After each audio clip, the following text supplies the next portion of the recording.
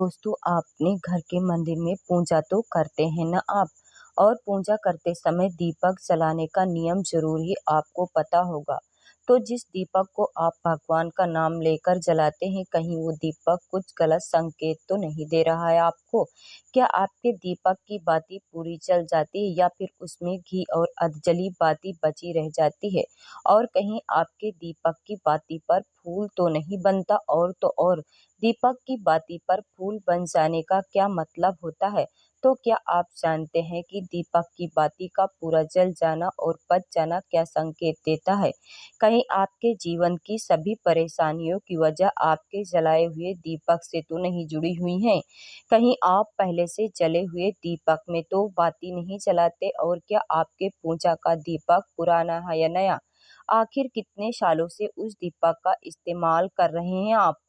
कहीं आपकी भी तो आदत नहीं हर थोड़े दिनों बाद दीपक को बदल देने की? तो दोस्तों, आपको जानकर हैरानी होगी कि आपने पूजा के मंदिर में दीपक जलाते समय अगर यह गलतियां आपने कर दी तो इनके परिणाम आपको भुगतने ही होते हैं। और दीपक की बाती का पूरा जल जाना और बाती का बच जाना भी अलग अलग संकेत देता है, जो हमारे लिए जानना बहुत जरूरी है। तो इन्हीं बातों को जानने के लिए इस वीडियो में आखिरी तक हमारे साथ बने रहिएगा। दोस्तों, वीडियो में आगे बढ़ने से पहले वीडियो को लाइक और चैनल को सब्सक्राइब जरूर कर दे, जिससे श्री बागेश्वर बालाजी की कृपा आप पर सदैव बनी रहे। और हो सके तो आपने नाते रिश्तेदारों के साथ वीडियो को शेयर जरूर कर दें। तो दोस्तों, जब हम पूजा करते हैं तो हमारा दीपक कभी-कभी अचानक से बुझ जाता है और कभी-कभी ऐसा होता है कि हमारी पूजा होने के बाद हम उस दीपक को भगवान के सामने जला छोड़ देते हैं, लेकिन कुछ समय बाद वह खुद ब खुद बुझ जाता है और उसमें अधजली बाती और घी बचा रह जाता है। कभी-कभी तो हमारा दीपक तो पूरा जल जाता है और उसमें फूल भी बन जाता है। तो इनके अलग-अलग नकारात्मक और सकारात्मक परिणाम होते हैं।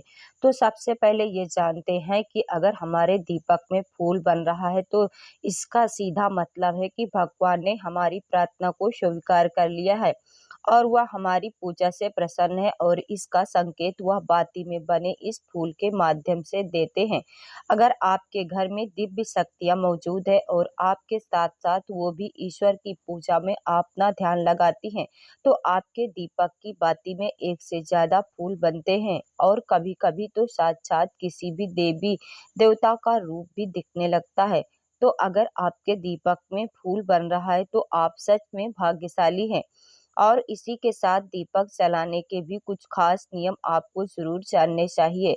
दोस्तों, अगर आप पहले से जले हुए दीपक में अपनी बाती रखकर जलाते हैं तो ऐसा करने से दुर्भाग्य आपका पीछा कभी नहीं छोड़ता है।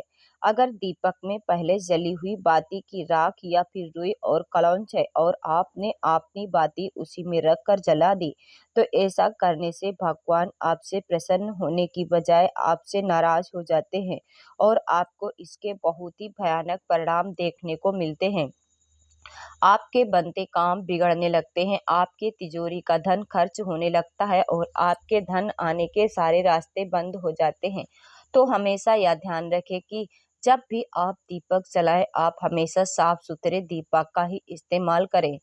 दोस्तों, इसी के साथ में कुछ लोगों की आदत होती है कि वह हर थोड़े दिनों बाद अपने दीपक को बदल देते हैं।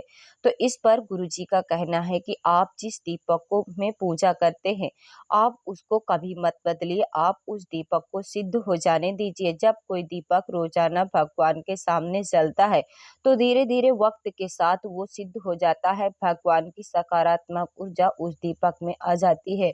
और जब भी आप दीपक जलाते हैं, आपका तन और मन दोनों पवित्र हो जाता है। तो आप हर रोज उस दीपक को साफ कीजिए, फिर उसमें बाती रखकर जलाइए। आप जितनी बार दीपक जलाएं उतनी बार उस दीपक को साफ करके बार बार बाती जलाएं।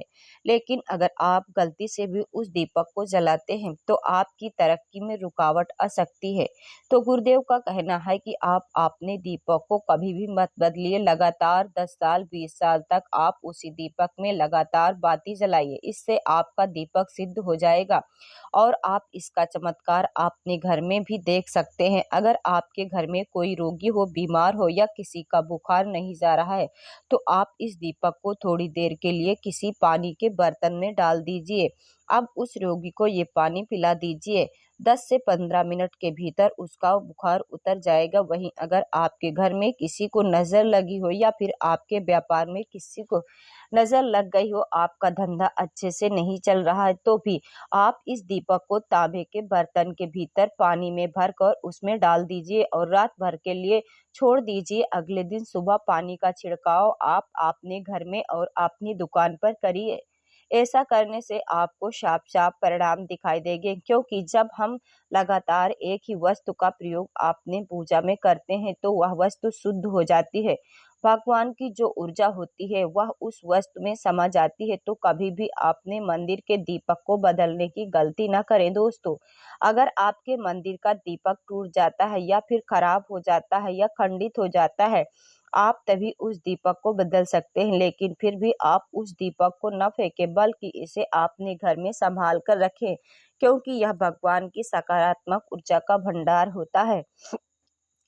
वहीं अब आपको यह भी बता देते हैं कि अगर आपकी बातें पूरी नहीं चलती, आपके दीपक में घी बच जाता है, तो इसका क्या परिणाम होता है। तो सबसे पहले यह देखिए कि अगर आप किसी भी पेड़-पौधे की पूजा कर रहे हैं और उस पूजा में जलाया हुआ दीपक पूरा नहीं जलता या फिर उसमें घी बच जाता है, तो इससे आपके घर में बीमारियां घर बना लेंगी और ये बीमारियां कभी भी आपका पीछा नहीं छोड़ेंगी। तो जब भी आप किसी भी पेड़-पौधे या मंदिर के बाहर किसी भी जगह की पूजा करें, तो यह ध्यान रखें कि उसकी बाती पूरी जले और उस बर्तन में घी न बचे, क्योंकि यह आपकी अच्छी सेहत के लिए बहुत ही ज़्यादा अच्छा प्रभाव देगा।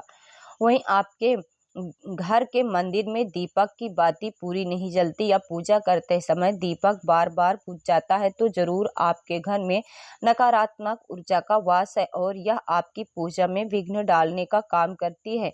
दोस्तों, हमारे घर में अगर कोई बुरी शक्ति होती है या फिर कोई ऐसी ऊर्जा होती है जो यह नहीं चाहती है कि आपके घर में भगवान की कृपा हो और आपके घर में सकारात्मक ऊर्जा हो, तो ये आपकी पूजा सफल नहीं होने देती है, क्योंकि दोस्तों यह एक वातावरण में ही एक ही तरह की ऊर्जा रह सकती है, या तो सकारात्मक या फिर नकारात्मक। जो बुरी शक्तियां होती हैं वो ये कभी नहीं चाहती हैं कि आपके घर में दैवी शक्तियों का वास हो, क्योंकि अगर आपके घर में भगवान ने अपनी कृपा की, तो उन बुरी शक्तियों को और ऊर्जाओं को आपके घर से जाना पड़ेगा। तो ये बुरी शक्तियाँ हमेशा इसी कोशिश में रहेंगी कि आपकी पूजा में रुकावट आए और इन्हीं के प्रभाव से हमारा दीपक बार-बार बुझ जाता है या फिर हमारे दीपक की बाती नहीं जलती है। तो इन सब से बचने के लिए आपको क्या करना है? सच्चे मन से भगवान का स्मरण करना है और जब भी आप दीपक जलाएँ, तो सबसे पहले भगवान से यह प्रार्थना करें कि आपके आस-पास जो भी नकारात्मक ऊर्जा हो, वह आपसे दूर होए और भगवान की कृपा आप पर सदैव बनी रहे।